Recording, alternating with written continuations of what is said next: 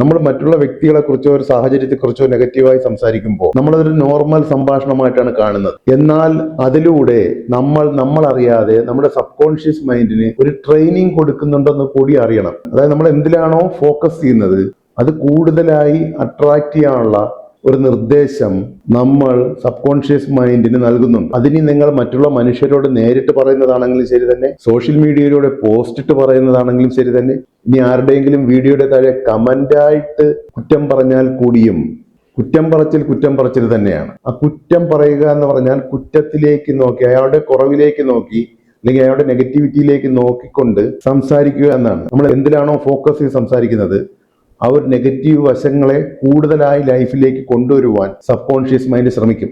അത് നമ്മുടെ ജീവിതത്തിൽ തന്നെ കൂടുതൽ നെഗറ്റീവാക്കി മാറ്റും. നമ്മൾ ഈ കുറ്റം പറയുന്ന ആളുകളുടെ ക്യാരക്ടർ യഥാർത്ഥത്തിൽ കുറച്ച് റോങ് ആണെങ്കിൽ കൂടിയും നമ്മുടെ സബ് കോൺഷ്യസ് മൈൻഡ് ഫോക്കസ് ചെയ്യുന്നത് ആ റോങ് ആയ കാര്യം, കുഴപ്പം എങ്ങനെ നമ്മുടെ ലൈഫിലേക്ക് കൂടുതൽ കാണിക്കാമെന്നാണ്. അതുകൊണ്ട് കുറ്റം പറയുന്ന ശീലം വിട്ടുകളയുന്നത് തീർച്ചയായും നമ്മുടെ വൈബ് താഴാതെ നോക്കും. എന്നിരുന്നാലും ചില ഒഴിച്ചുകൂടാനാകാത്ത സാഹചര്യങ്ങളിൽ ചില നെഗറ്റീവായ വ്യക്തികളുമായി ഇടപഴകേണ്ടി വരുമ്പോൾ നമ്മളറിയാതെ നെഗറ്റീവ് സംഭാഷണത്തിലേക്ക് വഴുതി വീണ് പോകാറുണ്ട്. അത്തരം സന്ദർഭങ്ങളിൽ നമ്മൾ കൂടുതൽ നെഗറ്റിവിറ്റി അട്രാക്ട് ചെയ്ത് അതിന്റെ ചുഴിയിലേക്ക് വീഴുന്നതിന് മുമ്പ് 3 പോസിറ്റീവ് കാര്യങ്ങളെങ്കിലും ആ സംഭാഷണത്തിൽ കൊണ്ടുവരാൻ ശ്രമിക്കണം. ആ കുറ്റം പറഞ്ഞ ആളിന്റെ നല്ല ഗുണങ്ങൾ എന്തെങ്കിലും ഉണ്ടെങ്കിൽ അത് പറഞ്ഞിട്ടേ ആ സംഭാഷണം അവസാനിപ്പിക്കാവും. അല്ലാത്ത പക്ഷം ആ പറഞ്ഞ നെഗറ്റിവിറ്റി വേറെ ഏതെങ്കിലും രീതിയിൽ സ്വന്തം ജീവിതത്തിൽ അധികം താമസിയാതെ കാണേണ്ടി വരും. മറ്റുള്ളവരെ കുറിച്ച് നല്ല കാര്യങ്ങളല്ലാതെ കഴിവതും പറയാതിരിക്കുക.